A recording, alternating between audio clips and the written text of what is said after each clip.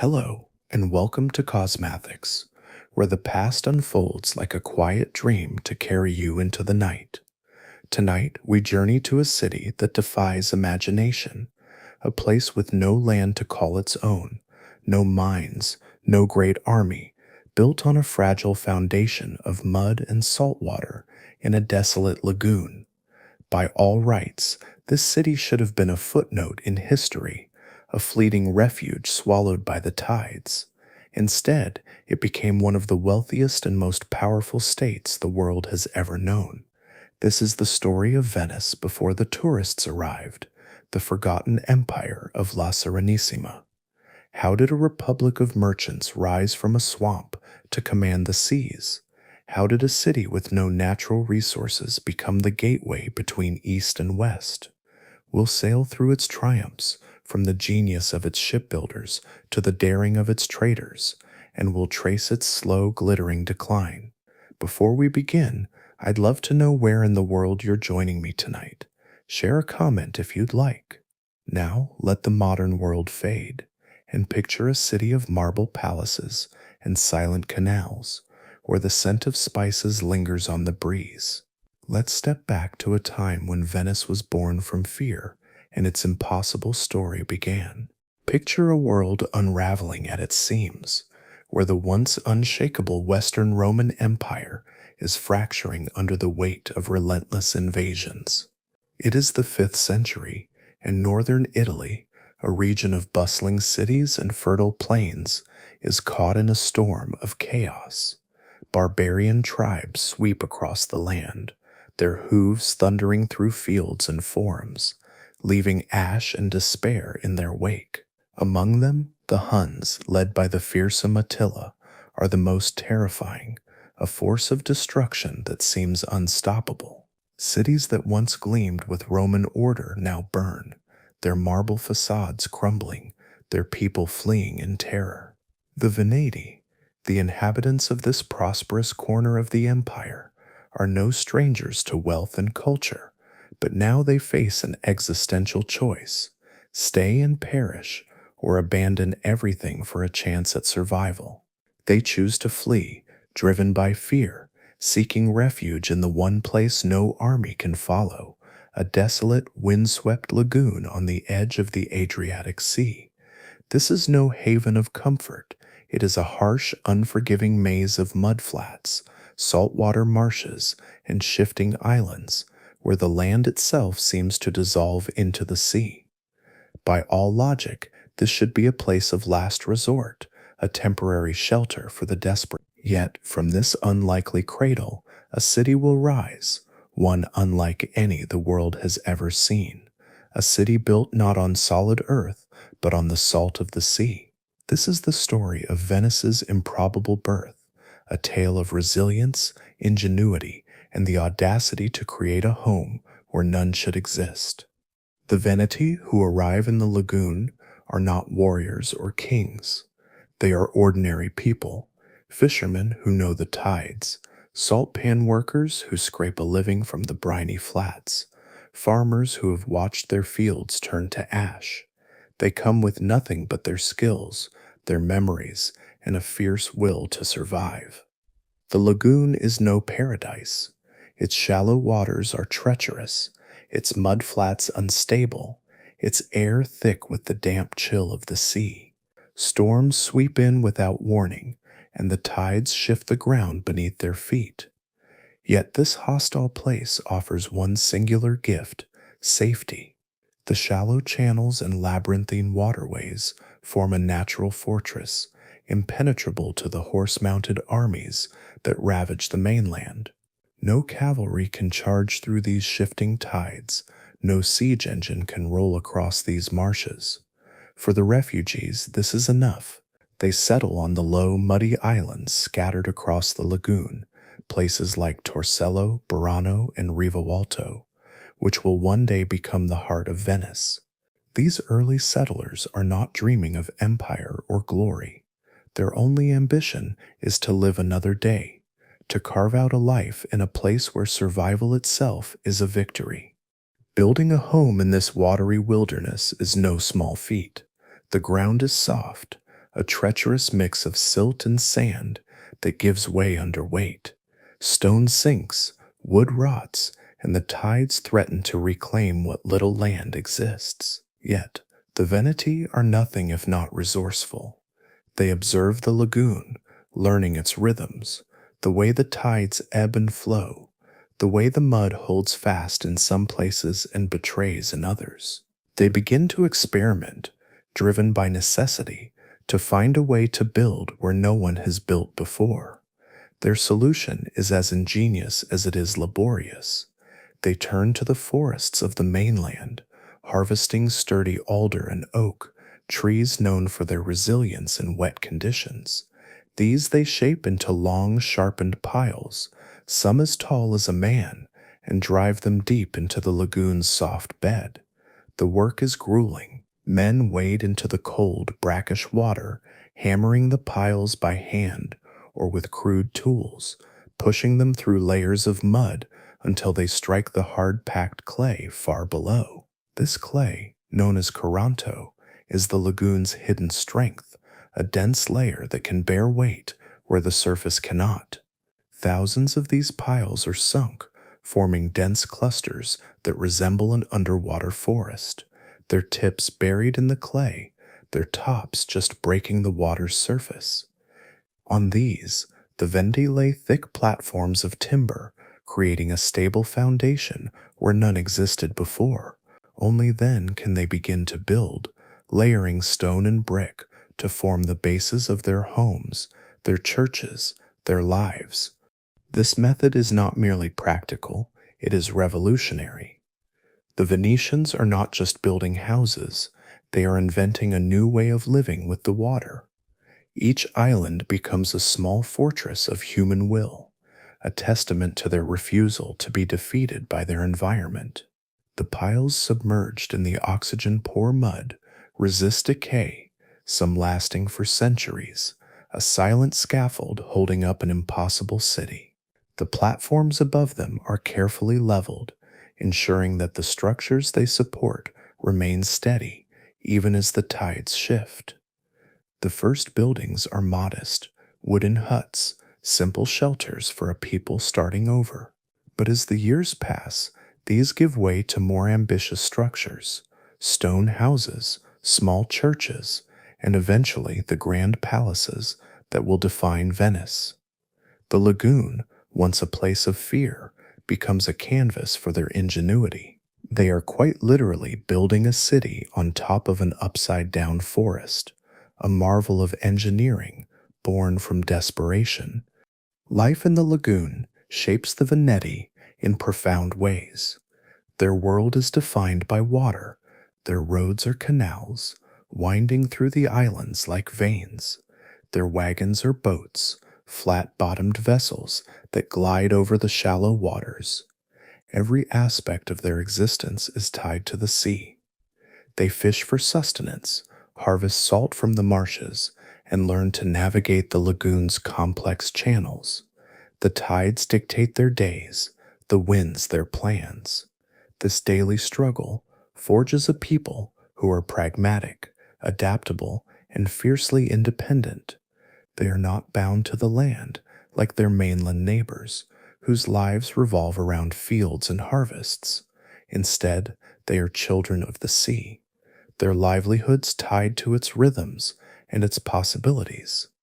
A fisherman becomes a boatman, a farmer learns to read the currents, and a salt worker masters the art of coaxing wealth from the brine.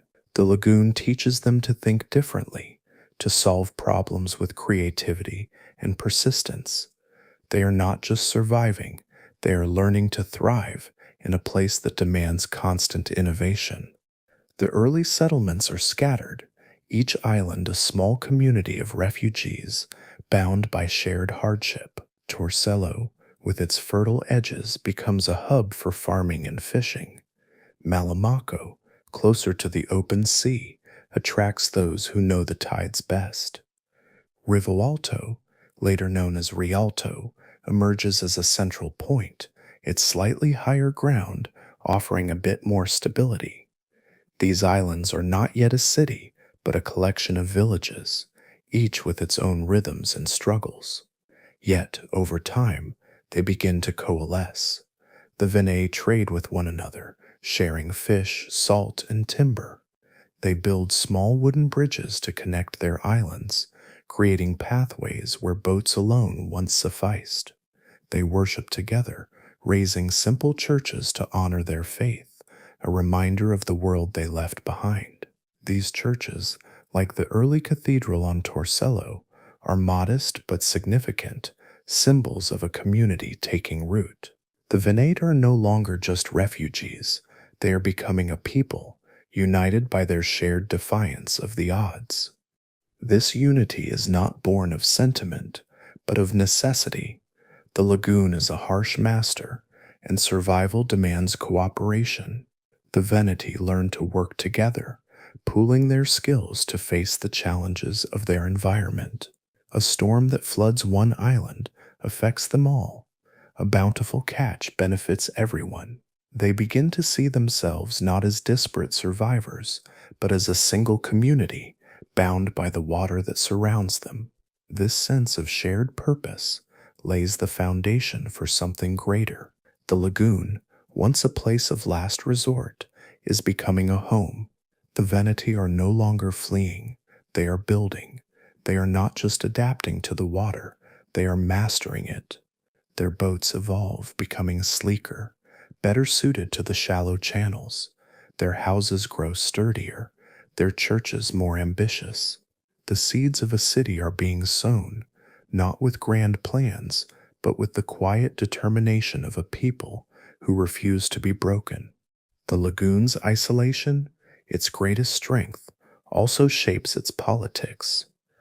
The Veneti are nominally part of the Byzantine Empire, the eastern remnant of Rome, ruled from the distant, glittering city of Constantinople. But in truth, they are far from the emperor's reach.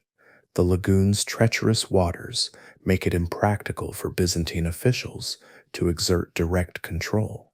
The Veneti are left to govern themselves, a freedom born of neglect rather than design. They are not rebels, they still pay lip service to the empire, but they are practical. They elect leaders from among their own, men who understand the lagoon and its challenges. These early leaders are not kings or warlords, but practical men chosen for their ability to navigate both the waters and the needs of their people.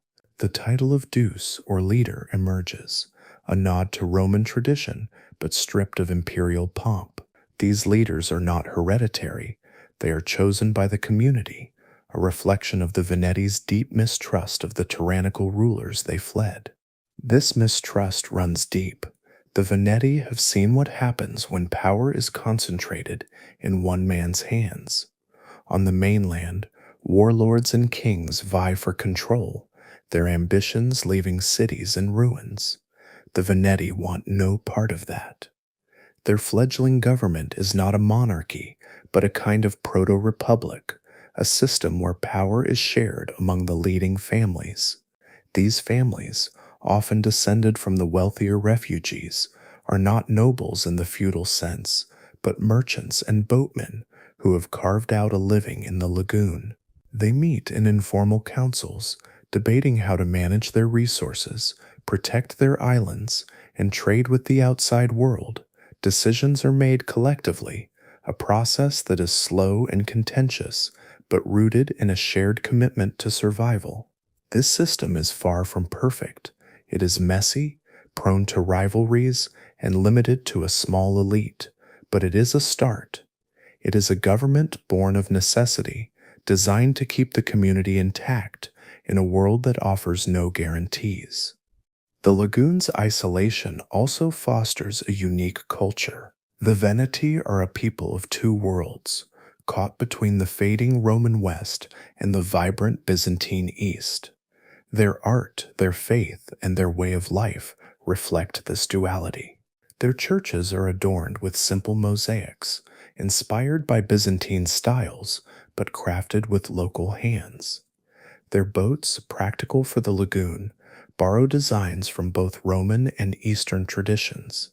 They trade with the mainland, bartering salt and fish for grain and timber, but they also look eastward to the markets of Constantinople. This connection to the Byzantine Empire, however distant, gives them access to a wider world, planting the seeds of their future as traders. The lagoon is not just a refuge, it is a crossroads, a place where east meets west, where ideas and goods begin to flow. The Veneti are learning to navigate not just the waters of their home, but the currents of commerce and culture that will one day define their city. As the decades pass, the settlements grow. Rivoalto, with its central location and slightly firmer ground, begins to emerge as the heart of the lagoon. Small markets spring up along its canals, where boatmen trade fish, salt, and woven goods. Churches multiply, their wooden domes replaced with stone as the community gains confidence. The population swells as more refugees arrive, drawn by tales of a safe haven. The Veneti are no longer just surviving, they are building a society. They establish rules for fishing and salt production, ensuring that resources are shared fairly. They organize patrols to watch for pirates who see the lagoon's isolation as an opportunity. They even begin to trade with nearby cities like Ravenna, sending boats laden with salt to exchange for wine and oil.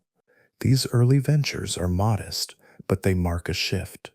The Veneti are no longer just refugees, they are becoming merchants, their eyes turning to the possibilities beyond the lagoon. This shift is not without challenges. The lagoon is a fragile ecosystem, and the Veneti must constantly adapt to its demands. Storms erode their islands, forcing them to reinforce their foundations with more piles and stone. Tides shift channels, requiring new maps and new skills to navigate. Disease, carried by the damp air, is a constant threat, and the Veneti learn to isolate sick travelers, a practice that will one day give the world the word quarantine. Yet these challenges only strengthen their resolve. They are not a people who cling to tradition. They are innovators, forced by their environment to think anew. They experiment with new boat designs, crafting vessels that can handle both the shallow lagoon and the open Adriatic. They develop techniques for preserving fish and salt, ensuring a steady food supply. They even begin to harness the lagoon's tides, using them to power simple mills. Every problem becomes an opportunity, every setback a lesson. The lagoon also shapes their identity. The Veneti are not like their mainland neighbors, bound to the soil and its seasons. They are a people of the sea, their lives intertwined with its moods. This gives them a sense of freedom, but also a profound awareness of their vulnerability. The water that protects them can also destroy them. A single storm can flood their homes, a shift in the tides can cut off their trade. Yet, this precarious existence fosters a deep sense of community. No one survives alone in the lagoon. A boatman needs a carpenter to repair his vessel. A fisherman needs a merchant to sell his catch. A family needs neighbors to rebuild after a flood. This interdependence becomes the bedrock of their society, a bond that will hold them together through centuries of triumphs and trials. By the 7th century, the scattered settlements are beginning to feel like a city. Rivoalto, now the heart of the lagoon, is growing into a bustling hub. Its canals are crowded with boats, its shores lined with houses and warehouses. The Veneti are no longer just refugees. They are citizens of a new kind of place, a waterborne republic that defies the logic of the world around it. They have no great army, no vast fields, no natural resources beyond fish and salt. Yet they have something more powerful: ingenuity. The lagoon, once a place of fear, has become their strength. It has taught them to build where others cannot, to live where others would perish, to dream where others would despair. This is not yet the Venice of marble palaces and golden mosaics, but it is the seed from which that city will grow. The Venti have laid the foundation, literally and figuratively, for a republic that will one day command the seas. Their independence, however, is not complete. The Byzantine Empire still claims nominal authority over the lagoon, and the Veneti are careful to maintain this connection. It gives them legitimacy, a link to the grandeur of Constantinople, and access to its markets. But in practice, they are their own masters.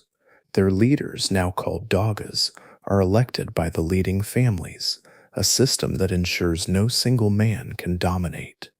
This is not a democracy. Only the elite have a voice, but it is a republic, a government designed to balance power and prevent tyranny. The dog is a leader, not a king, his authority checked by councils and customs. This system, born in the mud of the lagoon, will become one of Venice's greatest strength, a political machine that will ensure stability for 1,000 years. The lagoon also begins to attract outsiders. Traders from the mainland, drawn by the Veneti's salt and fish, bring goods and news. Missionaries arrive, spreading Christianity and building churches that dot the islands. Even Byzantine officials, curious about this strange new settlement, visit and leave, impressed by its resilience. The Veneti welcome these visitors, but they are wary. They have not forgotten the chaos they fled, the tyrants and invaders who drove them here. Their isolation is their shield, and they guard it fiercely. Yet they are also open to the world, eager to trade and learn. This duality, insularity, and ambition will define Venice for centuries. The lagoon is both their fortress and their gateway, a place that keeps the world at bay, but also invites it in. As the 8th century dawns, the Veneti are no longer a scattered band of refugees. They are a people, united by their shared struggle and their unique home. The lagoon, once a place of last resort, is now a thriving community. Its islands linked by bridges and boats, its people bound by a common purpose. They are not yet a power, they are too small, too vulnerable, but they are something new. They are a city born of water, a republic forged in adversity. The world beyond the lagoon is still a place of chaos, where empires rise and fall, where armies clash and cities burn. But in this quiet corner of the Adriatic, something extraordinary is taking shape. The Veneti have built more than a refuge. They have built a foundation for greatness. The story of Venice has begun, and though its people cannot yet see it, their impossible city is destined to become a marvel of the world. The early Venetians are not dreamers of empires. Their ambitions are modest, to survive, to build, to live another day. Yet their very existence is a defiance of the odds. They have taken a place that should not support life and made it their own. They have turned mud and water into a city, fear into resilience, desperation into ingenuity. The lagoon has shaped them, but they have also shaped the lagoon, bending its waters to their will. Their boats glide where armies cannot march. Their houses stand where fields would sink. They are a people apart, defined not by the land, but by the sea. This is the birth of Venice, a city that should not exist, a republic that will one day command the world's wealth and wonder. As the tides rise and fall, the Veneti work on, unaware of the legacy they are creating. Their story is just beginning, and the world will soon take notice. The lagoon has given the Venetians a home, a precarious sanctuary carved from mud and salt water. By the 8th century, their scattered islands have knit together into a fledgling city, a waterborne republic that defies the chaos of the mainland. They are no longer just refugees. They are a people bound by the sea, their lives shaped by its tides and possibilities. Yet survival alone is no longer enough. The Venetians, pragmatic and resourceful, begin to look beyond their lagoon. The world outside is vast, filled with opportunities for those bold enough to seize them. The sea, once their shield, is becoming their highway. This is the story of how Venice, a city born from fear, transforms itself into a maritime power, forging an empire not of land, but of ports, islands, and trade routes. At the heart of this transformation is a place of extraordinary ingenuity, the Arsenal, a shipbuilding marvel that will make Venice the undisputed master of the Mediterranean. The Venetians are not warriors by nature. Their strength lies in their boats, their knowledge of the sea, and their knack for turning adversity into advantage. The lagoon has taught them to think differently, to see possibilities where others see obstacles.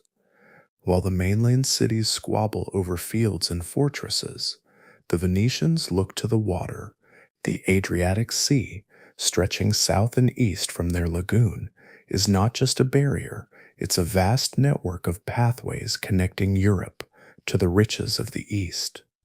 The Byzantine Empire, with its glittering capital of Constantinople, dominates these routes, its ports teeming with silk, spices, and gold. The Venetians, still nominally under Byzantine rule, see their chance. They are not content to remain a distant outpost. They want a share of the wealth that flows through the empire's markets. To get it, they need ships, not just fishing boats or small trading vessels, but a fleet capable of carrying their ambitions across the sea.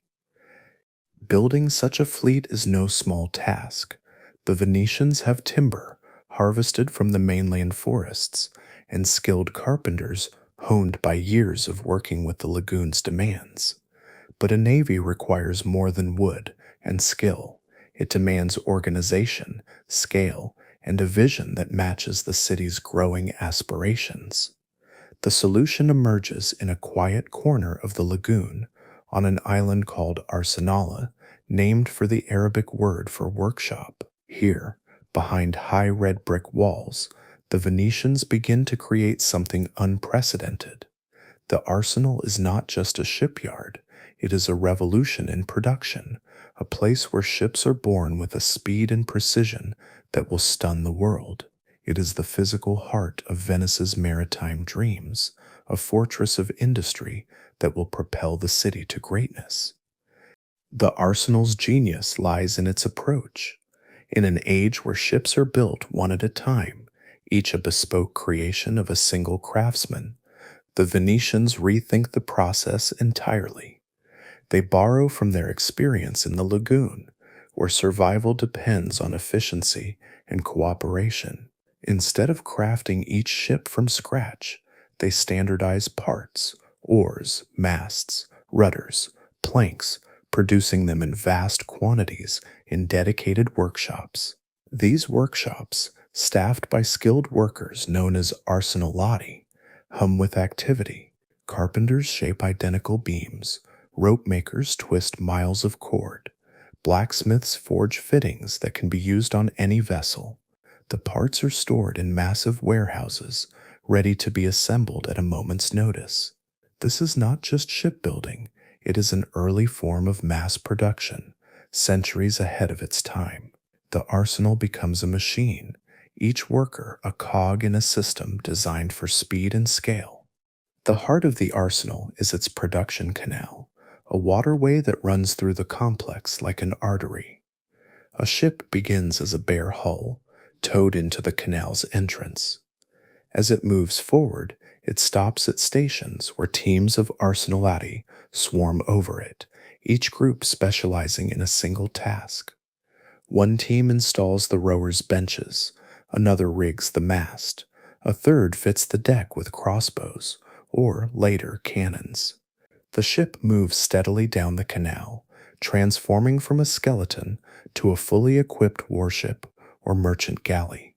The process is so efficient that a visiting dignitary, in a famous tale, watches a galley being built and armed in the time it takes him to enjoy a leisurely dinner. At its peak, the arsenal can produce a warship in a single day, a feat that leaves rivals in awe. This speed gives Venice an unmatched advantage. In times of war, they can summon a fleet almost instantly, overwhelming enemies with sheer numbers and readiness. The Arsenalati are more than workers. They are an elite class, fiercely loyal to the Republic. Their skills are the city's lifeblood, and the state rewards them generously. They receive lifelong employment, pensions, and housing for their families, a rarity in a world where most labor is precarious. In return, they guard the arsenal's secrets with their lives. The complex is a fortress, its walls and towers protecting not just against invaders, but against spies eager to steal Venice's methods. The Arsenalati are sworn to secrecy, their loyalty reinforced by the knowledge that their work powers the city's rise. They are the unsung heroes of Venice's empire, their hammers and saws as vital as any admiral's sword. The arsenal, with its relentless efficiency, becomes the engine of Venice's maritime ambition, turning a city of fishermen into a naval powerhouse. With their fleet growing, the Venetians begin to flex their strength. The Byzantine Empire, their nominal overlord, is a sprawling giant, its navy stretched thin by threats from Normans, Arabs, and Turks. The Venetians see an opportunity. Their ships, fast and reliable, can serve as a mercenary fleet, offering protection in exchange for privileges. The Byzantine emperor, desperate for allies, turns to Venice time and again. The Venetians are shrewd negotiators. They demand trading rights, tax exemptions, and access to the empire's ports. In 1082, their persistence pays off with a monumental prize, a golden bull, an imperial decree from Emperor Alexios I Comnenus. This document grants Venetian merchants the right to trade tax-free in most Byzantine ports, including Constantinople itself. They are even given their own district in the capital, with docks and warehouses. This is a commercial coup, giving Venice a massive advantage over rivals like Genoa and Pisa. The Golden Bull is more than a trade deal. It is a key that unlocks the wealth of the East. The Venetians waste no time. Their ships, built in the arsenal, fan out across the Mediterranean, carrying goods to and from Constantinople, Alexandria, and beyond. They bring wool and iron from Europe, exchanging them for silk, spices, and precious stones. The lagoon, once a refuge, becomes a hub, a place where the riches of two worlds converge. The Venetians are not just traders, they are middlemen, controlling the flow of goods between East and West. Their ships are not merely vessels, but floating marketplaces, their captains as much merchants as navigators. The wealth begins to flow back to Venice, filling the coffers of its leading families. The muddy islands of the lagoon start to transform, wooden huts giving way to stone houses, simple churches replaced by grander structures. The city is growing, its ambition as boundless as the sea. But wealth alone is not enough. The Venetians know that their prosperity depends on control, not of land, but of the sea itself. They begin to envision an empire, not of vast territories, but of strategic points, ports, islands, and naval bases that will secure their trade routes. This vision becomes the Stato da Mar, the state of the sea, a network of outposts stretching from the Adriatic to the Black Sea. The Venetians are not interested in ruling large populations or managing feudal estates. Their empire is lean, focused, and ruthlessly practical. They seek harbors where their ships can rest, resupply, and shelter from storms or pirates. They want bases where their warships can patrol, ensuring the safety of their merchant fleets. And they need markets where their traders can dominate, funneling wealth back to the lagoon. This is an empire designed by merchants, for merchants, its every piece chosen for its commercial and strategic value. The first steps toward this empire are cautious but deliberate. The Venetians begin by securing the Adriatic, their home waters. They establish control over key ports along the Dalmatian coast, places like Zara and Ragusa, where their ships can anchor safely. These ports become stepping stones, allowing Venetian galleys to travel further without fear of attack. The Venetians are not conquerors in the traditional sense. They prefer diplomacy and trade agreements to outright war, but they are not afraid to use force when needed. Their warships, fresh from the arsenal, are a constant reminder of their strength. Rivals learn quickly that challenging Venice on the sea is a losing proposition. The Adriatic becomes their private highway, a sea they claim as their own, a claim they will one day solemnize with the sacred ritual of the marriage to the sea. As their confidence grows, the Venetians push further. They look to the Aegean, where the Byzantine Empire's islands offer new opportunities. The Cyclades, with their sheltered harbors, become targets for Venetian influence. The Venetians negotiate trading rights, establish small garrisons, and build relationships with local rulers. They are careful not to overextend themselves. Their empire is not about conquest, but control. Each island is a pearl in a string, a link in a chain that stretches toward the east. The greatest prize comes later, in the aftermath of the Fourth Crusade, when Venice seizes the island of Crete. Known to them as Candia, Crete becomes the crown jewel of their empire, a massive, fertile island that anchors their presence in the eastern Mediterranean. Its ports give them dominance over shipping lanes, its fields provide grain and wine, and its position makes it a bulwark against rivals and pirates. Crete is not a colony in the modern sense. The Venetians do not settle it in large numbers or seek to remake its culture. Instead, they rule it as a business, appointing governors from Venice to oversee trade and taxes. The local Greek population is left largely to its own devices, as long as the goods keep flowing. This pragmatic approach defines the Stato da Mar. Each outpost, from the ports of Corfu to the harbors of the Peloponnese, serves a specific purpose. They are safe havens for merchant ships, bases for warships, and markets for trade. The Venetians build fortifications, not cities, their walls rising to protect their interests rather than to dominate the land. This is an empire of efficiency, its every part designed to maximize profit and power. The Stato da Mar is not built in a day.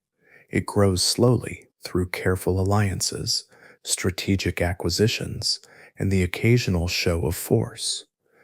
The Venetians are masters of diplomacy, playing the Byzantine Empire against its rivals, offering their navy in exchange for concessions. They are also masters of opportunism, quick to exploit any weakness. When the Byzantine Empire falters, Venice is ready to step in, claiming ports and privileges that others overlook. Their ships, sleek and fast, carry not just goods but information, keeping Venice ahead of its rivals.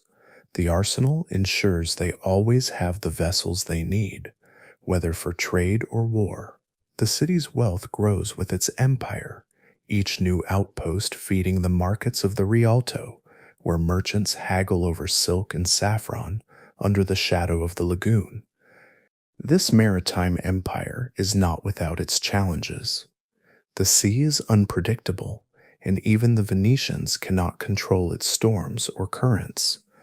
Pirates lurk in the Mediterranean, preying on unguarded ships. Rivals like Genoa and Pisa eye Venice's success with envy, eager to challenge its dominance. The Byzantine Empire, though weakened, is still a formidable power, and its people grow resentful of the Venetian merchants who dominate their markets. Tensions simmer, sometimes erupting into violence. In Constantinople, riots target the Venetian quarter, a sign of the growing friction between master and servant. The Venetians, once loyal subjects, are becoming too powerful. their wealth and influence a threat to the empire they serve. Yet the Venetians are undeterred. They know their empire depends on their ability to navigate these dangers, to turn rivals into partners and threats into opportunities. The arsenal remains the backbone of this empire. Its production never stops, its workers toiling day and night to keep the fleet ready. The arsenal paid are a community within a community, their lives intertwined with the city's fate. They are not just builders, but guardians, their loyalty to Venice absolute. The state invests heavily in their welfare, knowing that their skills are irreplaceable. The arsenal's walls grow higher, its gates more heavily guarded, as Venice's rivals grow desperate to learn its secrets. Spies are caught and punished, their attempts to infiltrate the complex thwarted by the vigilance of the arsenal pay. The shipyard becomes a symbol of Venice's ambition, a place where the impossible is made real, where a city of mud and water becomes a master of the seas. The Venetians also invest in their ships' designs, constantly refining them to meet the demands of their empire. Their galleys are marvels of engineering, combining speed, strength, and versatility. They are built for both trade and war, their holds large enough to carry spices, and their decks strong enough to mount cannons. The Venetians experiment with new sails, new hull shapes, new ways to balance speed and stability. They learn from their Byzantine allies, from Arab traders, from every culture they encounter. Their ships become the envy of the Mediterranean, their sleek lines and sturdy construction a testament to the city's ingenuity. A Venetian galley, gliding through the waves, is more than a vessel, it is a statement of power, a floating emblem of the Republic's ambition. This ambition extends to the city itself. The wealth from trade begins to transform Venice, turning its muddy islands into a showcase of prosperity. The Rialto, once a simple market, becomes a bustling center of commerce, its stalls filled with goods from across the world. Merchants build grand houses along the canals, their stone facades a stark contrast to the wooden huts of the past. Churches grow larger, their domes rising above the lagoon like beacons. The Venetians begin to adorn their city with art, importing Byzantine craftsmen to create golden mosaics for their basilicas.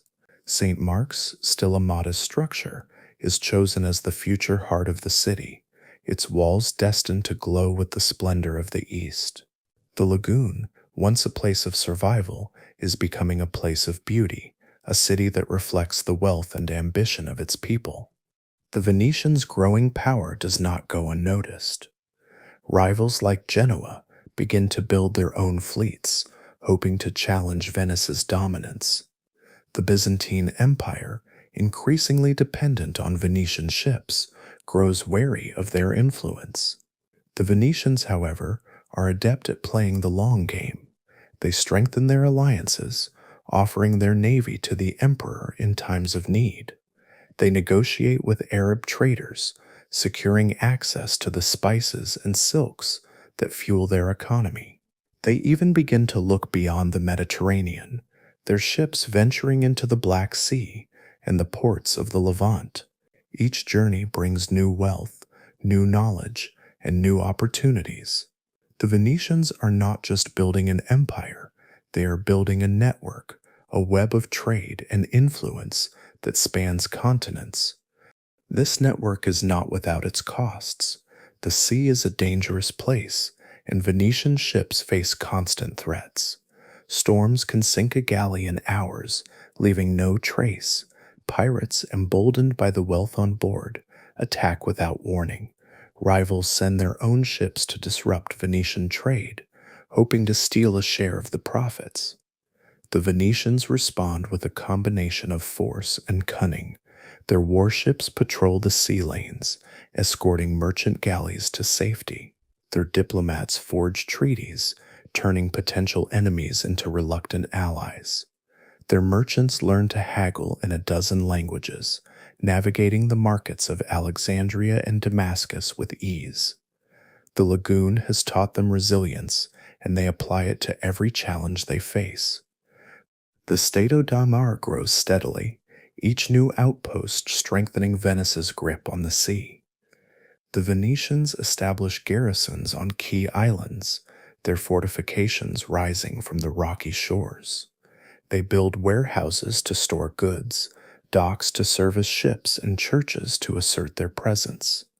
These outposts are not colonies in the traditional sense.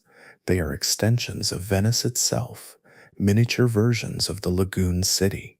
Governors sent from Venice rule with a light touch, focusing on trade rather than conquest. The local populations, often Greek or Dalmatian, are allowed to keep their customs as long as they pay taxes and respect Venetian authority. This pragmatism ensures stability, allowing the empire to grow without the burden of constant rebellion. The Venetians also begin to assert their spiritual independence. Their patron saint, a minor Byzantine figure, no longer suits their ambitions. They want a symbol that matches their growing power, a relic to rival the apostles of Rome.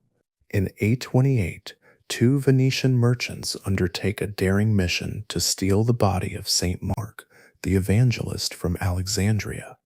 Their success transforms Venice, giving it a sacred heart and a new identity. The Lion of St. Mark becomes the city's emblem, stamped on coins, carved into stone, and flown on the banners of their ships. The construction of St. Mark's Basilica begins, a monument to the city's faith and ambition. The Venetians are no longer a provincial outpost. They are a power in their own right, with a divine protector to match. The lion's ambition is not just commercial or spiritual, it is political. The Venetians refine their government, ensuring that no single man can dominate. The Doge, elected for life, is a symbol of continuity, but his power is checked by a web of councils and oaths. The Great Council, made up of noble families, holds ultimate authority, electing the Doge and the smaller councils that run the city. The Council of Ten, a secretive body, guards against internal threats, its agents watching for signs of treason. This system, complex and mistrustful, ensures stability, allowing Venice to focus on its true passion, the sea. While Europe's kingdoms tear themselves apart with dynastic wars, Venice thrives, its government a model of pragmatism and control. By the 12th century, Venice is no longer a city of refugees. It is a maritime power, its ships crossing the Mediterranean, its merchants dominating the markets of the East. The arsenal hums with activity, producing galleys that carry the Lion of St. Mark to every corner of the sea. The Stato da Mar grows, its ports and islands forming a chain that secures Venice's wealth. The city itself is a marvel, its canals lined with stone palaces, its churches glowing with mosaics. The Venetians have turned their lagoon into a fortress, their ships into an empire, their ambition into a legacy. They are not yet at the peak of their power that will come later with the audacity of a blind dode and the spoils of a crusade, but the foundation is set, the lion has begun to roar, and the world is listening. The Venetian lagoon, once a refuge for the desperate, has become a thriving city, its canals pulsing with ambition. By the late 12th century, Venice is no longer a cluster of muddy islands, but a maritime power, its ships gliding across the Mediterranean, carrying the Lion of St. Mark to distant shores.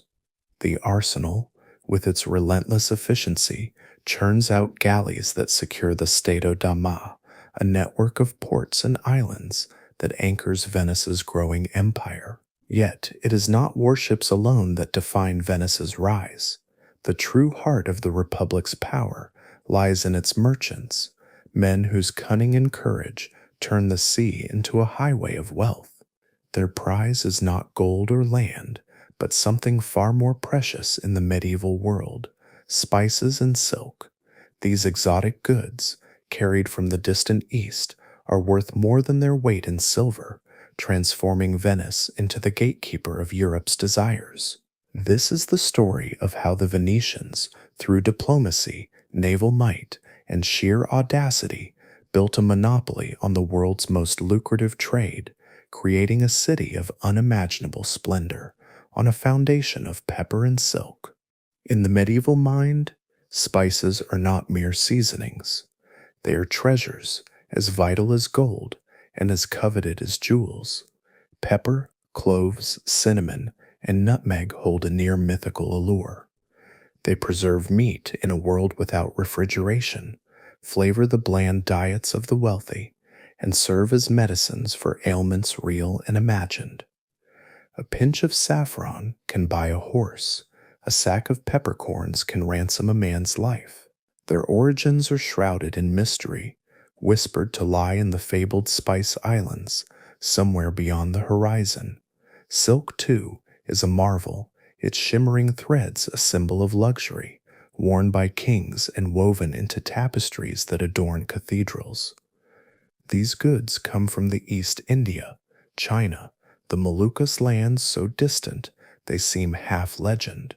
For centuries they travel tortuous routes, carried by Arab sailors across the Indian Ocean, then by camel caravans through the deserts of Arabia until they reach the Mediterranean ports of Alexandria and Aleppo. It is here, at the threshold of Europe, that the Venetians wait, their ships ready, their merchants poised to claim the riches of the world. The Venetians are uniquely positioned for this trade. Their lagoon at the crossroads of east and west is a natural hub. Their ships, built in the arsenal, are the fastest and most reliable in the Mediterranean. Their Stato da Mar, with its chain of ports, ensures safe passage for their fleets. But it is their relationship with the Byzantine Empire that gives them their greatest advantage. As nominal subjects of Constantinople, they have access to its markets, the most sophisticated in the Christian world. The Golden Bull of 1082, granted by Emperor Alexios I, is their golden key. It allows Venetian merchants to trade tax-free in Byzantine ports, a privilege that cripples their rivals. While Genoese and Pisan traders pay heavy duties, the Venetians move freely, their profits soaring. They establish a permanent presence in Constantinople, with their own docks and warehouses in the city's Venetian quarter. This is not just a foothold, it is a stranglehold on the trade routes that feed Europe's hunger for the East. The journey of spices and silk is a saga in itself. It begins in the Spice Islands, where cloves and nutmeg grow in lush tropical groves. Arab and Indian sailors load these treasures onto dhows, navigating the monsoon winds to ports like Calicut and Hormuz. From there, caravans take over, winding through deserts and mountains, braving bandits and sandstorms. The goods change hands a dozen times, each exchange driving up their price, until they reach the great markets of Alexandria and Aleppo. These cities are melting pots, filled with traders from every corner of the known world: Arabs, Persians, Jews, Greeks. The Venetians, with their sharp minds and sharper bargaining, thrive in this chaos. They arrive in massive galleys, their holds stuffed with European goods: wool from Flanders, iron from Germany, amber from the Baltic. These they trade for sacks of spices and bolts of silk, their ships returning to Venice laden with the East's most precious cargo. The Venetian merchant is a breed apart. He is not just a trader, but an adventurer, a diplomat, a navigator. He speaks multiple languages: Italian, Greek, Arabic, learned in the markets of the Levant. He knows the tides of the Mediterranean, as well as he knows the prices of pepper. He is a master of negotiation, able to haggle with a Mamluk sultan or charm a Byzantine official. His life is one of constant risk, A storm can sink his ship, pirates can seize his cargo, a rival can undercut his price. Yet the rewards are staggering. A single voyage can make a man's fortune, turning a modest merchant into a magnate. These men are the lifeblood of Venice, their wealth fueling the city's rise. They are not born to nobility but earn it through trade, their success measured not in titles but in the weight of their cargo. The Venetians do not rely on chance. They secure their monopoly through a combination of diplomacy and force. Their diplomats forge treaties with the Mamluk sultans of Egypt, ensuring preferential access to Alexandria's markets. Their navy patrols the sea lanes, deterring pirates and intimidating rivals. Stado da Mar, with its fortified ports, provides safe havens for their fleets. Crete, the jewel of their empire, is a linchpin. Its harbors shelter Venetian ships, its fields supply provisions, and its position guards the routes to the east. The Venetians invest heavily in these outposts, building warehouses, docks, and fortifications. Each port is a miniature Venice, governed by a nobleman sent from the lagoon, his rule focused on trade above all else. The local populations, Greeks, Dalmatians, Cretans, are taxed but not oppressed, their customs left intact as long as the goods keep flowing. Back in Venice, the arrival of a spice convoy is a city-wide celebration. The galleys glide into the lagoon, their sails catching the sun, their holds fragrant with cinnamon and cloves. Crowds gather at the Rialto, the commercial heart of the city, where the air hums with anticipation. Merchants, clad in fine robes, haggle over sacks of pepper, their scales gleaming under the watchful eyes of state inspectors. Every grain is weighed, taxed, and recorded, the Republic ensuring its cut. The Rialto is a spectacle, its stalls piled high with exotic goods, its canals crowded with boats unloading cargo. The scent of spices mingles with the salt of the lagoon, a reminder of the wealth that flows through Venice's veins. From here, the goods are distributed across Europe, carried by Venetian merchants to the courts of France, the markets of Germany, the cathedrals of England. Venice is not just a city, it is the marketplace of the world. This wealth transforms the lagoon. The muddy islands of the past are gone, replaced by a city of stone and marble. The Grand Canal, the city's main artery, is lined with palaces, their facades adorned with arches and mosaics. Merchants, flush with profits, commission grand homes, each a testament to their success.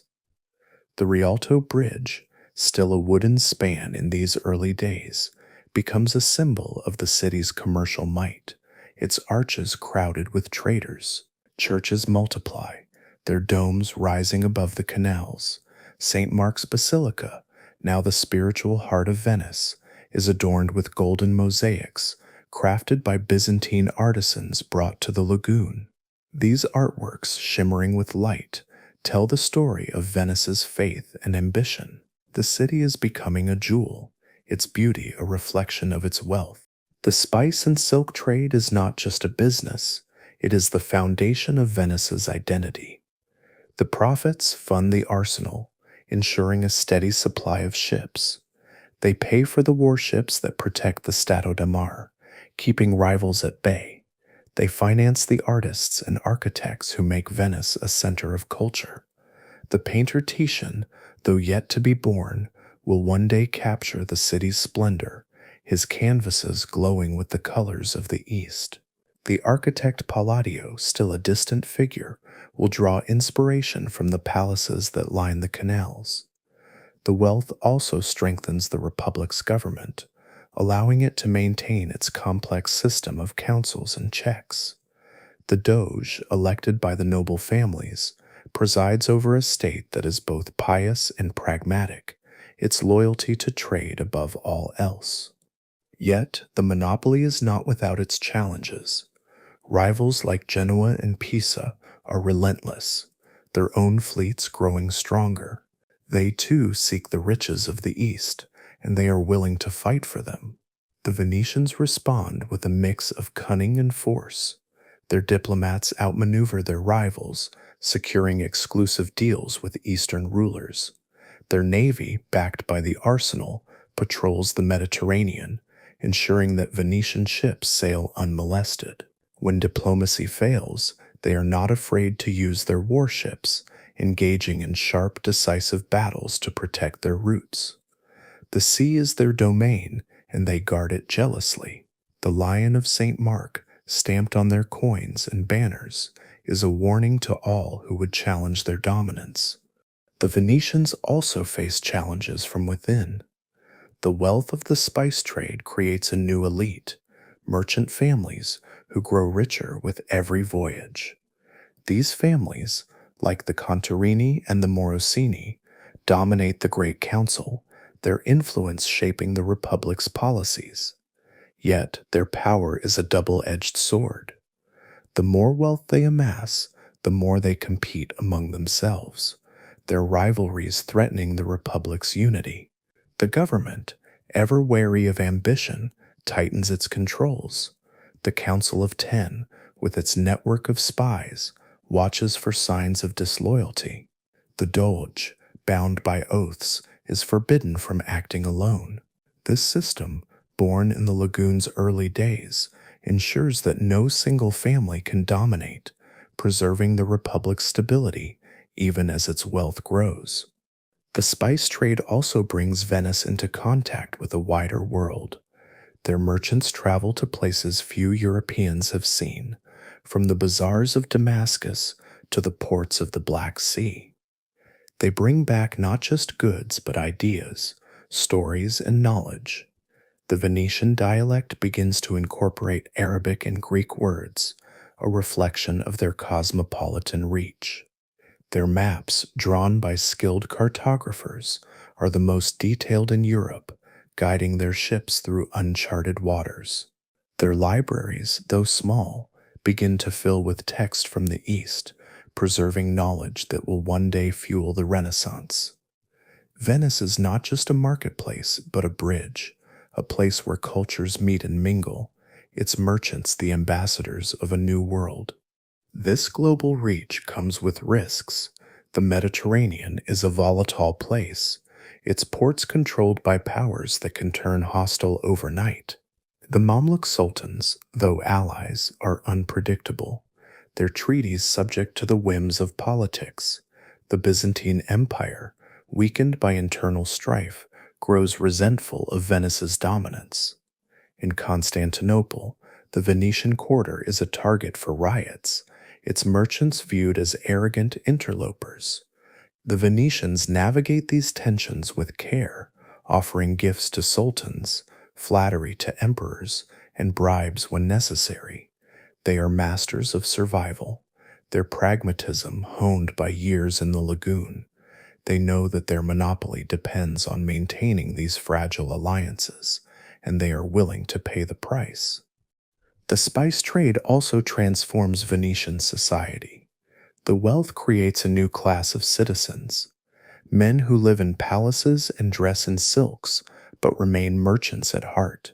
They are not feudal lords, bound to the land, but entrepreneurs, their fortunes tied to the sea. Their wives and daughters, adorned with Eastern jewels, become symbols of the city's prosperity. Yet this wealth is not evenly shared. The arsenalati, though privileged, live modestly compared to the merchant elite. The gondoliers who navigate the canals earn a living, but little more. The Republic, aware of these divides, enforces laws to maintain order. Sumptuary laws limit extravagant displays of wealth, ensuring that the city's outward modesty reflects its republican ideals. The Black Gondola, a future icon, is born from this ethos, its uniform color a symbol of equality in a city of vast riches. The Venetians also invest in their city's infrastructure. The canals, once natural waterways, are deepened and widened to accommodate larger ships. The Rialto market expands, its warehouses bulging with goods. The arsenal grows, its walls enclosing new workshops and docks. The city's defenses are strengthened, with fortifications rising at the lagoon's entrances. The Venetians know that their wealth makes them a target, and they prepare accordingly. Their navy, always ready, patrols the Adriatic, ensuring that no rival can challenge their control. The Lion of St. Mark flies over every ship, a reminder of the Republic's reach. As the 13th century dawns, Venice is at the height of its commercial power. The spice and silk trade has made it the richest city in Europe, its markets a magnet for traders from across the continent. The Grand Canal is a river of wealth, its palaces gleaming with the profits of the East. The Rialto is a hive of activity, its merchants haggling over goods that will feed Europe's hunger for luxury. St. Mark's Basilica, now a masterpiece of Byzantine art, shines with mosaics that tell the story of Venice's faith and ambition. The arsenal, ever humming, produces the ships that carry this wealth, its workers the unsung heroes of the Republic. The Stato da Mar, with its chain of ports, ensures that the goods keep flowing, each outpost a link in Venice's empire. Yet this golden age is not without its shadows. The Venetians know that their monopoly is fragile, dependent on the goodwill of distant rulers and the strength of their navy. Rivals like Genoa are growing bolder, their own fleets challenging Venetian dominance. The Byzantine Empire, once a partner, is weakening, its resentment of Venice growing. The Mamluks, though allies, are unpredictable, their markets vulnerable to political upheaval. The Venetians, ever pragmatic, prepare for these challenges. They strengthen their navy, expand their outposts, and deepen their alliances. They know that their empire is built on trade, and trade is a fickle mistress. A single misstep could unravel everything. The spice and silk trade also changes the world beyond Venice. The goods that flow through the lagoon reach every corner of Europe, shaping tastes and economies. Pepper becomes a staple in noble kitchens, silk a mark of status in royal courts. The wealth of the East fuels the growth of cities like Paris and London, their markets dependent on Venetian merchants. The knowledge brought back by these merchants, maps, texts, ideas, plants the seeds of the Renaissance, a cultural awakening that will transform Europe. Venice, though small, is a giant, its influence felt far beyond its canals. The Lion of St. Mark roars not just in the Mediterranean, but in the courts and markets of a continent.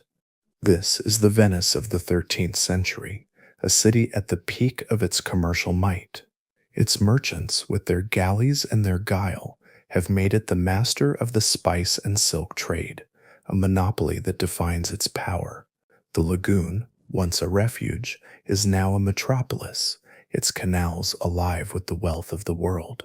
The arsenal, the Rialto, the Stato da Mar, these are the pillars of an empire built not on conquest, but on commerce. Yet the Venetians know that their golden age is not eternal. The sea that made them rich is also a battleground, and their rivals are closing in. The next chapter of their story will test their ambition, their cunning, and their courage as a blind doge leads them into a gamble that will change the world. For now, though, Venice shines, its merchants the lords of spice and silk, its canals a river of dreams. The Venetian lagoon glows with the wealth of the East, its canals lined with marble palaces, its markets fragrant with spices and silk.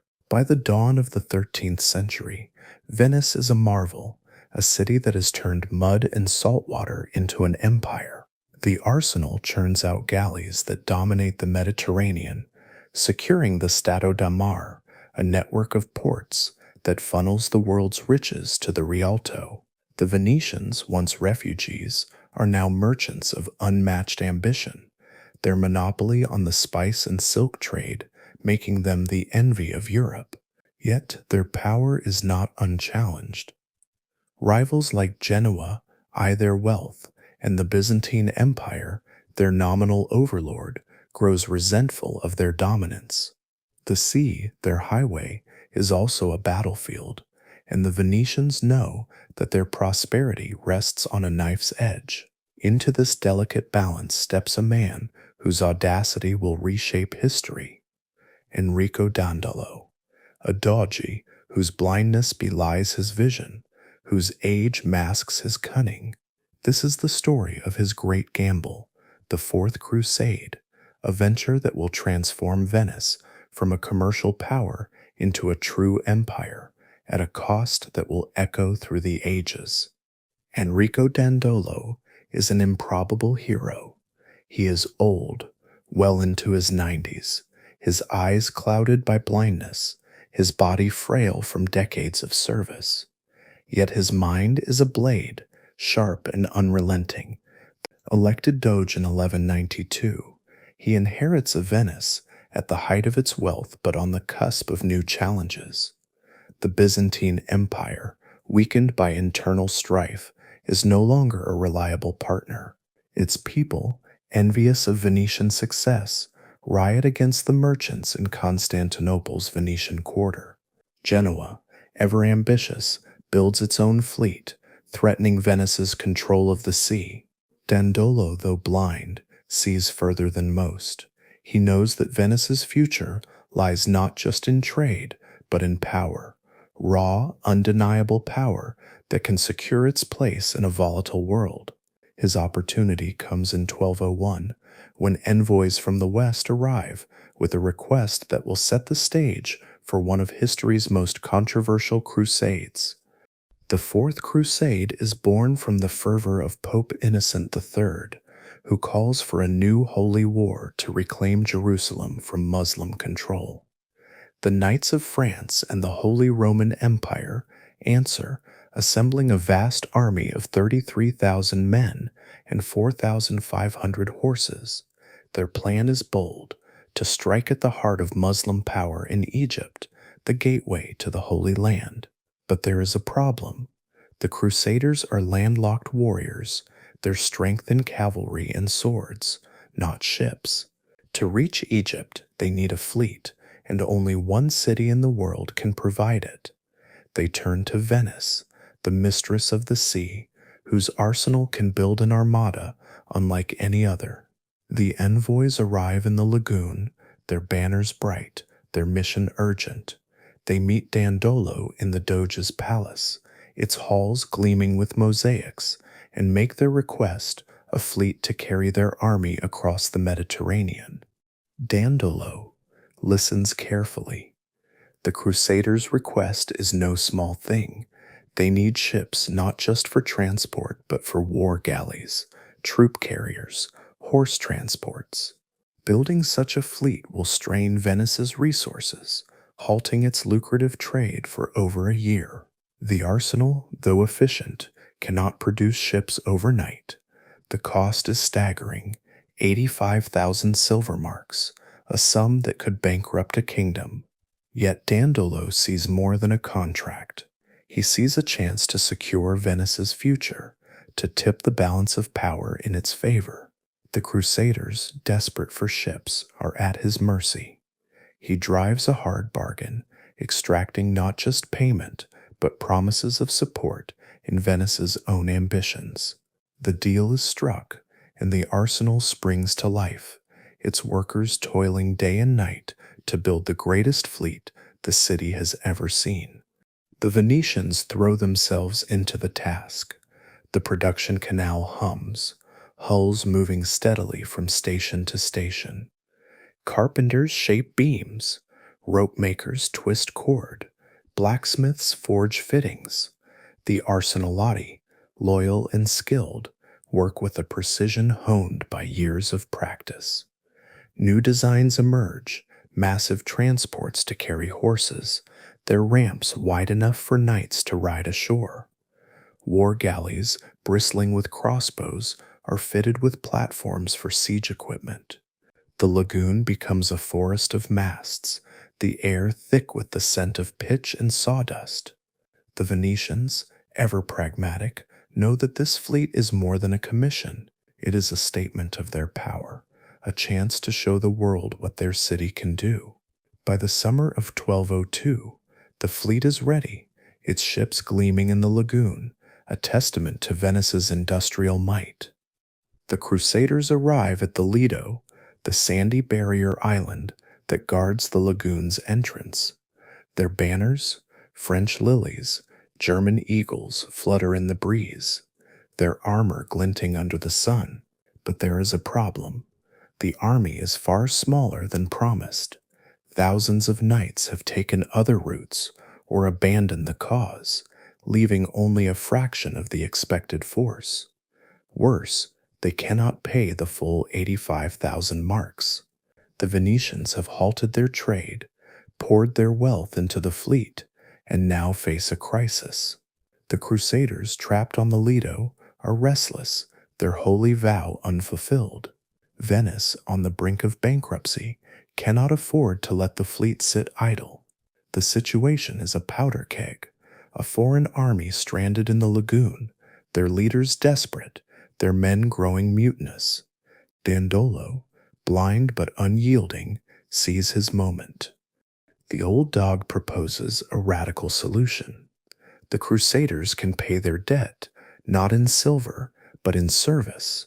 Their first target will not be Egypt, but Zara, a Christian city on the Dalmatian coast. Zara is a trading rival of Venice, its port a thorn in the Republic's side. By capturing it, the Crusaders can settle part of their debt while advancing Venice's interests. The proposal shocks the Crusaders. They have sworn to fight the enemies of Christ, not their fellow Christians. The Pope has forbidden attacks on Christian cities, threatening excommunication. Some knights protest, calling it a betrayal of their sacred mission. Others, trapped by debt and desperation, see no choice. Dandolo, sensing their hesitation, performs a masterstroke of political theater. In St. Mark's Basilica, before a crowd of Crusaders and Venetians, he takes the cross himself, vowing to lead the crusade despite his age and blindness. The gesture is electrifying. The blind doge, clad in ceremonial robes, becomes the crusade's unlikely figurehead, his resolve silencing doubters. The fleet sets sail in the autumn of 1202, a magnificent armada of Venetian galleys and transports, their sails emblazoned with the Lion of St. Mark. The Crusaders, uneasy but committed, man the decks, their armor clanking as the ships glide through the Adriatic. Zara appears on the horizon, its walls strong, its people devout Catholics. They hang crucifixes and papal banners from their ramparts, pleading for mercy. The sight unnerves the Crusaders, who know they are breaking their vows. But Dandolo is relentless. For him, this is business, a chance to secure Venice's dominance in the Adriatic. The siege is swift and brutal. Venetian galleys blockade the harbor, cutting off supplies. Crusader knights storm the walls, their siege engines battering the defenses. Within days, Zara falls.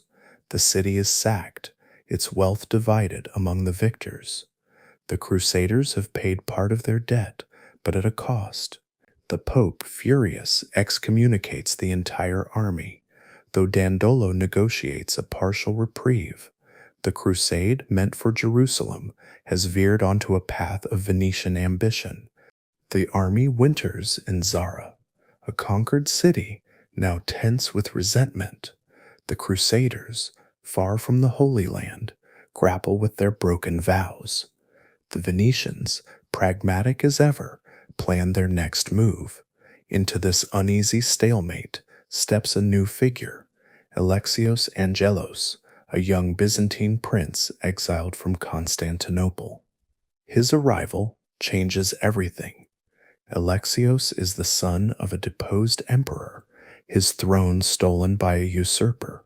He makes the Crusaders a breathtaking offer. If they help him reclaim Constantinople, he will pay their entire debt to Venice, finance their journey to Egypt, and submit the Orthodox Church to the Pope's authority. For the French and German knights, the proposal is tempting. It offers a chance to restore a rightful heir, unite Christendom, and solve their financial crisis. For Dandolo, it is the opportunity of a lifetime. Constantinople, the wealthiest city in the world, is Venice's greatest commercial rival. To place a friendly emperor on its throne, or to plunder its riches, is a prize worth any risk. Dandolo seizes the moment. He persuades the Crusader leaders, painting a vision of glory and wealth. The knights, still bound by their debt, reluctantly agree. In the summer of 1203, the fleet sails for Constantinople, its galleys cutting through the waves, their banners a mix of Crusader crosses and Venetian lions. The city's legendary walls loom on the horizon, a fortress that has stood for centuries. The citizens, stunned to see a Christian army at their gates, prepare for a siege. The Venetians, with their mastery of the sea, play a crucial role. Their galleys, fitted with siege towers, assault the sea walls, their crossbows raining bolts on the defenders. The Crusaders attack from land, their knights charging under a hail of arrows. The assault is fierce, the city's defenses formidable, but the Venetians' ingenuity prevails. Their ships, lashed together to form floating platforms, allow knights to scale the walls. The usurper flees, and Alexios is installed as co-emperor, a puppet of the Crusaders and their Venetian allies. The triumph is short-lived. Alexios, now emperor, discovers an empty treasury drained by years of mismanagement. He cannot pay the vast sums he promised. Tensions rise. The Crusaders, camped outside the city, feel betrayed. The people of Constantinople, resentful of their new emperor and his foreign allies, grow restless. Riots erupt, targeting the Venetian quarter. In early 1204, a popular uprising overthrows Alexios, who is brutally murdered.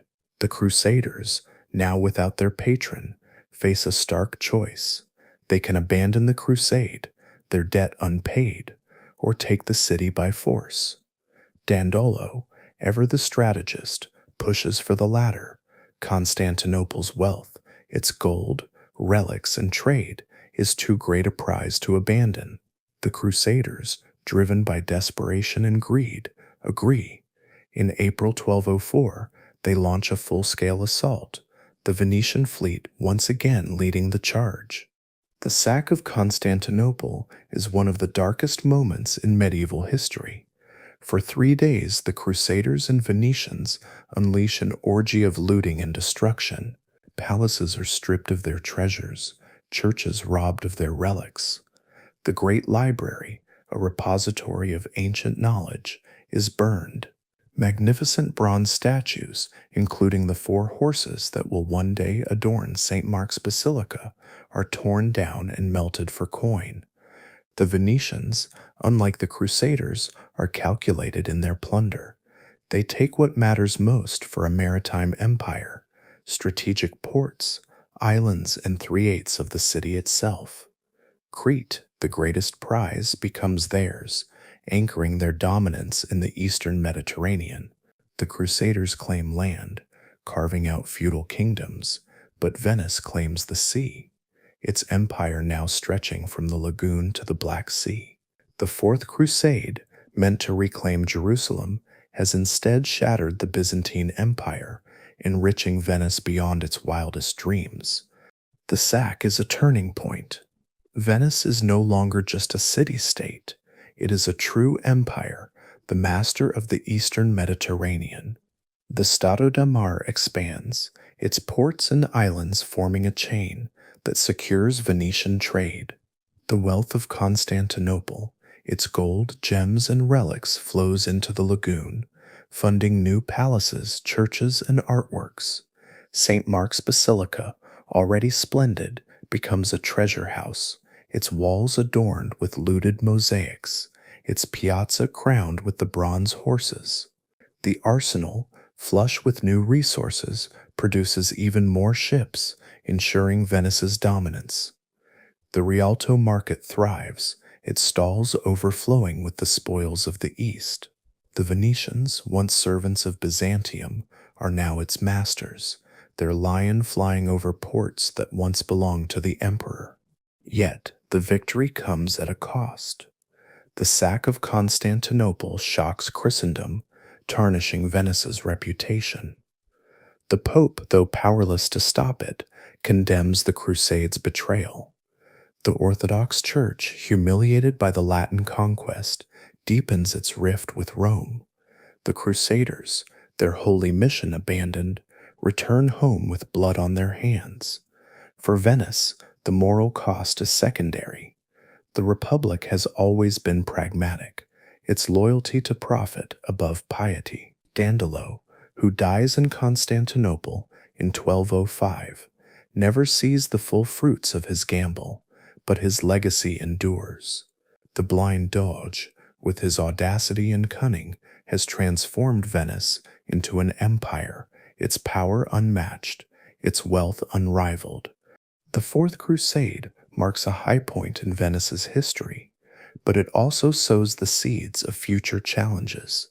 The Byzantine Empire, though crippled, will linger, its remnants a source of tension. Rivals like Genoa, enraged by Venice's gains, will redouble their efforts to challenge the lagoon's dominance. The wealth of Constantinople, while vast, cannot last forever, and the Venetians know that their empire must adapt to survive. Yet, for now, they revel in their triumph. The lagoon, once a refuge, is now a metropolis, its canals a river of gold. The Lion of St. Mark roars across the sea, its voice heard in every port from Crete to Constantinople. Venice has gambled and won, its blind doge leading it to greatness. The world, awed and envious, watches as the Republic enters its golden age, its future bright, but not without shadows. Venice, in the wake of the Fourth Crusade, stands at the zenith of its power. The lagoon, once a refuge for desperate exiles, is now a glittering metropolis, its canals lined with palaces that gleam with the spoils of Constantinople.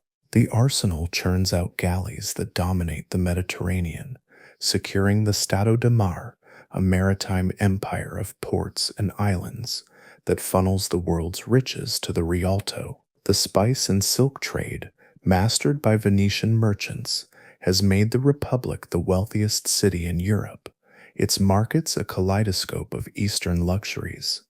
St. Mark's Basilica, adorned with looted mosaics and bronze horses, is a testament to the city's triumph, its golden domes a beacon of divine and earthly power. Yet, even in this golden age, the seeds of decline are sown. The world is changing, and Venice, for all its brilliance, cannot stop the tides of time. This is the story of La Serenissama's slow, gilded descent, as new roots, new rivals, and new empires erode its dominance, culminating in the poignant surrender to Napoleon in 1797, when the Lion of St. Mark falls silent. Yet beneath this splendor, cracks begin to appear. The Byzantine Empire, though shattered, lingers in fragments, its people resentful of Venetian dominance. The Latin kingdoms carved from the Crusades' conquests are unstable, their feudal lords no match for the empire's former glory. The Venetians, pragmatic as ever, focus on trade, leaving governance to local allies, but this distance breeds unrest. In Constantinople, the Venetian quarter is a constant target, its merchants blamed for the city's decline. The Orthodox Church, humiliated by the Latin conquest, fosters resistance, its priests whispering rebellion. The Venetians, secure in their ships and wealth, dismiss these tensions, but they are a warning. Their empire, built on commerce, is only as strong as the alliances that sustain it. The 13th century is Venice's high noon. The sack of Constantinople has enriched the city beyond imagination, its coffers overflowing with Byzantine gold. The Stato da Mar, expanded by the Crusades' conquests, stretches from Crete to the Black Sea, each port a jewel in Venice's crown. The island of Candia, as the Venetians call Crete, is the empire's anchor, its harbors guarding the trade routes to the east. The arsenal, ever efficient, produces ships at a pace unmatched by any rival, its galleys carrying spices, silk, and Venetian ambition across the Mediterranean. The Rialto market thrives, its stalls piled high with pepper, saffron, and shimmering fabrics, drawing merchants from across Europe. The Grand Canal, lined with the palaces of noble families, reflects a city at peace with its power. The Venetians, pragmatic and proud, govern their republic with a system of councils and checks, ensuring stability even as their wealth grows. The Lion of St. Mark flies over every ship, every port, a symbol of a city that commands the sea. Rivals, too, grow bolder. Genoa, Venice's fiercest competitor, has not forgotten the Fourth Crusade. Its merchants, envious of Venice's monopoly, build their own fleets, their galleys challenging Venetian ships in the Mediterranean. Skirmishes erupt, small at first, but growing in intensity. The Battle of Corzola in 1298 is a bitter blow, with Genoa capturing thousands of Venetian sailors, including the explorer Marco Polo. Though Venice recovers, the cost is a reminder of its vulnerability. The Genoese are not alone. Pisa, Amalfi, and even the emerging powers of Spain and Portugal eye the Mediterranean with ambition. The Venetians, ever adaptable, respond with diplomacy and force. They strengthen their navy, fortify their ports, and negotiate treaties to keep rivals at bay. The arsenal works tirelessly, its workers producing galleys that ensure Venice's dominance. But the effort is draining, a sign that the sea, once their private highway, is becoming a contested battleground. The 14th century brings new challenges. The Black Death sweeps through Europe, reaching Venice in 1348. The plague is merciless, killing nearly half the city's population. The canals, once bustling, fall silent, their waters carrying the dead. The arsenal slows, its workers decimated. The Rialto market, usually vibrant, is a ghost town, its stalls abandoned. The Venetians, resilient as ever, respond with grim efficiency. They isolate the sick on remote islands, creating the world's first quarantine system. They rebuild their workforce, drawing new families to the lagoon. The plague passes, but its scars remain. The labor shortage drives up wages, straining the Republic's finances. The noble families, accustomed to wealth, grow restive, their rivalries threatening the Republic's unity. The Council of Ten, ever vigilant, tightens its grip, its spies rooting out dissent. Venice survives, but the plague is a reminder of its fragility, a city dependent on the health of its people and the flow of its trade. The greatest threat, however, comes not from rivals, but from the world beyond the Mediterranean. In the late 13th century, whispers of new discoveries reach Venice. Portuguese sailors, exploring the African coast, dream of a sea route to India, bypassing the Middle East and its Venetian middlemen. The idea seems fanciful. Sailing around a continent is a daunting prospect, but it unsettles the Republic, and Venice's wealth depends on controlling the flow of spices and silk through Alexandria and Constantinople. A new route could render their empire obsolete, their ports empty, their markets silent. The Venetians, confident in their dominance, dismiss the threat, but it lingers, a shadow on the horizon. Their monopoly, built over centuries, is not eternal. The world is growing larger, and Venice, for all its power, is a small city-state in a vast sea. The greatest blow comes in 1498 when Vasco da Gama, a Portuguese explorer, rounds the Cape of Good Hope and reaches India. The sea route to the east, long a rumor, is now a reality. Spices flow directly to Lisbon, bypassing Venice's ports and markets. The price of pepper plummets, undercutting the Rialto's trade. The Venetians, stunned, scramble to respond. They send spies to Lisbon, hoping to learn the Portuguese secrets. They propose a canal through the Suez, a bold plan to restore their access to the east, but the Ottomans dismiss it. The Republic's merchants, once the lords of spice, find their wares outpriced, their warehouses overstocked. The Grand Canal, still lined with palaces, begins to feel like a monument to a fading era. The Venetians, for the first time, face a world where their sea is no longer the center. The fall of Constantinople is a turning point. The Ottomans, unlike the Byzantines, are not content to let Venice dominate their markets. They impose new taxes, demand tributes, and build their own navy to challenge the Stato da Mar. The Venetians, ever pragmatic, pivot to diplomacy. They send envoys to Istanbul, offering gifts and treaties to preserve their trade. Their ships, still the finest in the Mediterranean, patrol the sea lanes, deterring Ottoman attacks.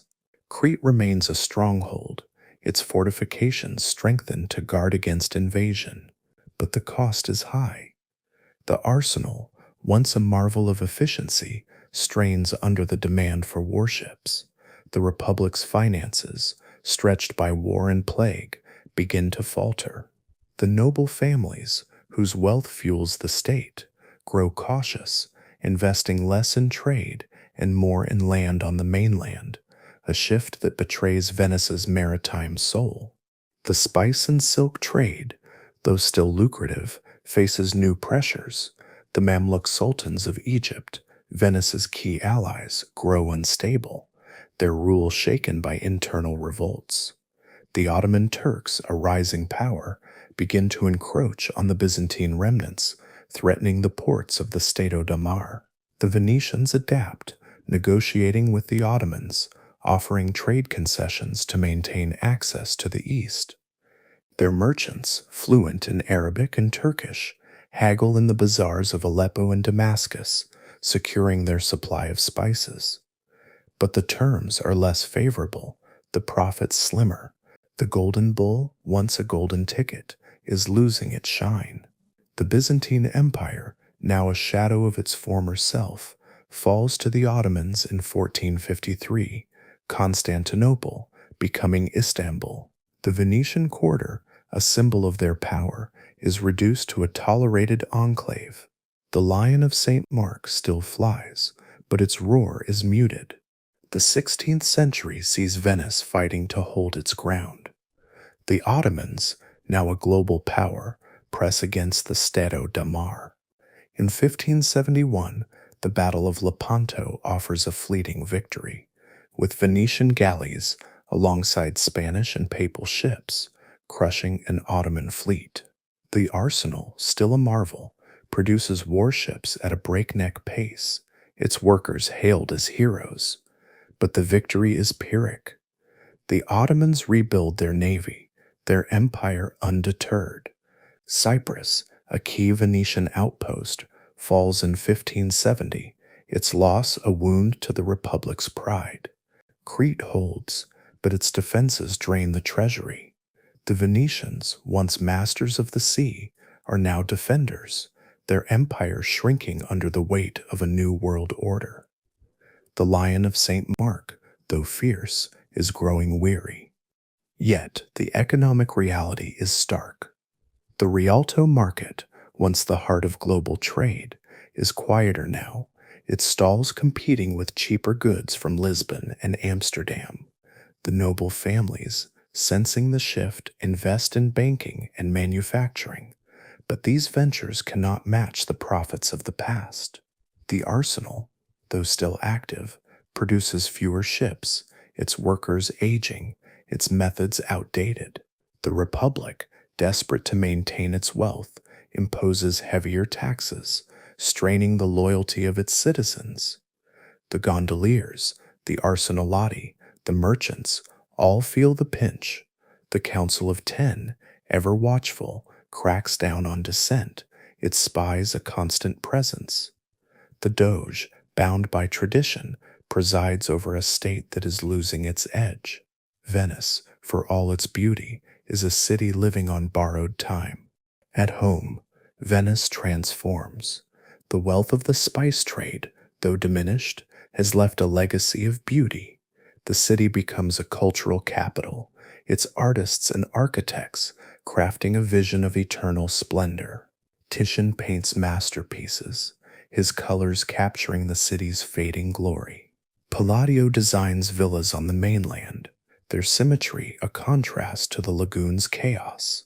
The Scuola Grande di San Rocco, adorned with Tintoretto's murals, becomes a shrine to Venetian art.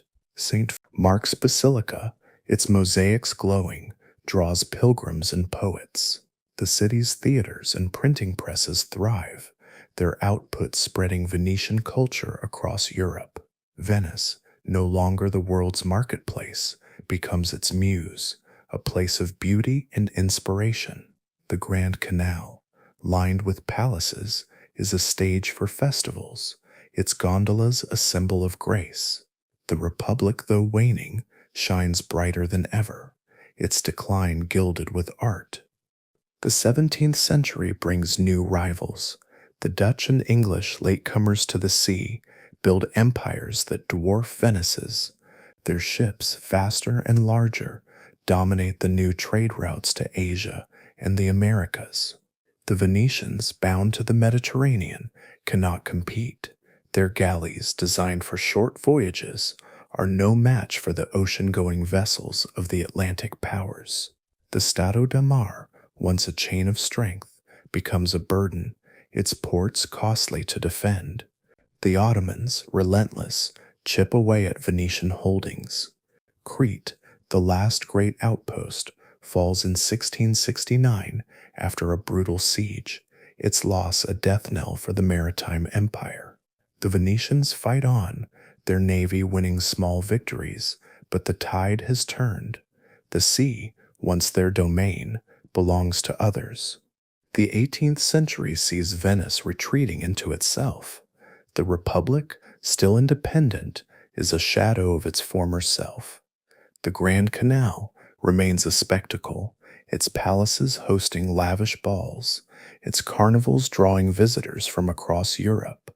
The city's beauty, preserved like a jewel, becomes its greatest asset. Painters like Canaletto capture its canals, their works sold to wealthy foreigners. Writers like Goethe visit, enchanted by the city's charm. Venice, no longer an empire, becomes a destination, a place to be admired rather than feared. The Rialto, though quieter, still trades, its merchants dealing in local goods rather than Eastern spices. The Arsenal, now a relic, produces ships for ceremony rather than war. The Lion of St. Mark, though still flown, is a symbol of memory, not might. The Republic's government, once a model of stability, grows rigid. The Great Council, dominated by noble families, resists change, its members clinging to ancient privileges. The Council of Ten, paranoid, stifles innovation, its spies rooting out any hint of reform. The Doge, a figurehead, presides over a system that is both intricate and brittle. The Venetians, proud of their republic, refuse to see its weaknesses.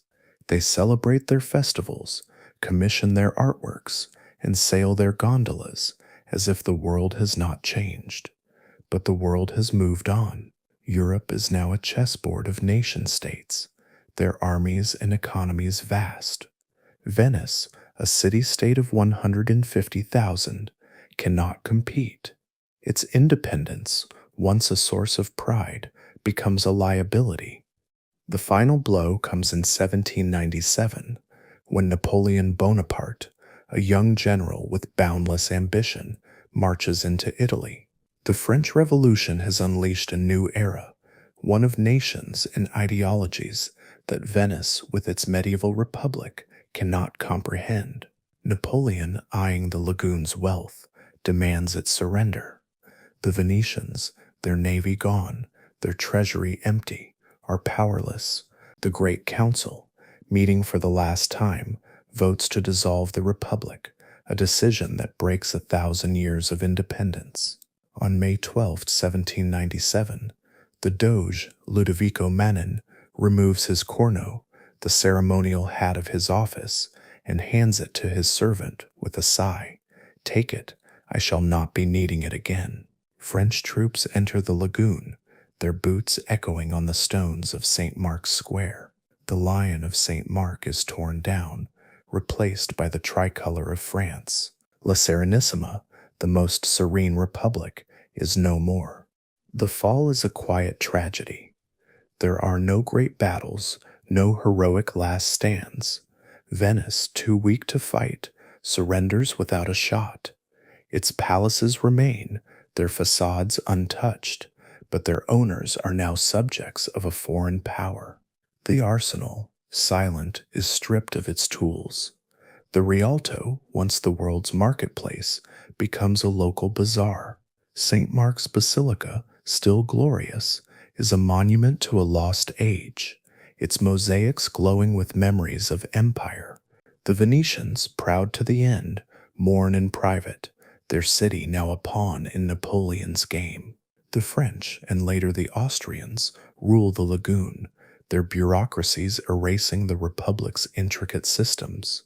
The gondolas still glide, the canals still shimmer, but the spirit of Venice has faded. The city, once a lion, is now a museum, its greatness preserved in stone and paint. Yet, even in decline, Venice's legacy endures. The Republic, for all its flaws, was a marvel of governance, a state that balanced power and ambition for a millennium. Its merchants, with their galleys and guile, opened the world, bringing the East to Europe. Its artists, from Titian to Canaletto, created a vision of beauty that still captivates. Its arsenal, a pioneer of industry, showed what human ingenuity could achieve. The Stato de Mar, though lost, was a model of empire, lean and focused. Its ports a testament to Venice's vision.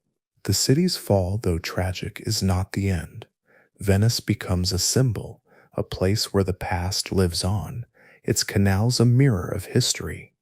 Tourists will come, drawn by its beauty, unaware of the empire that once ruled the sea.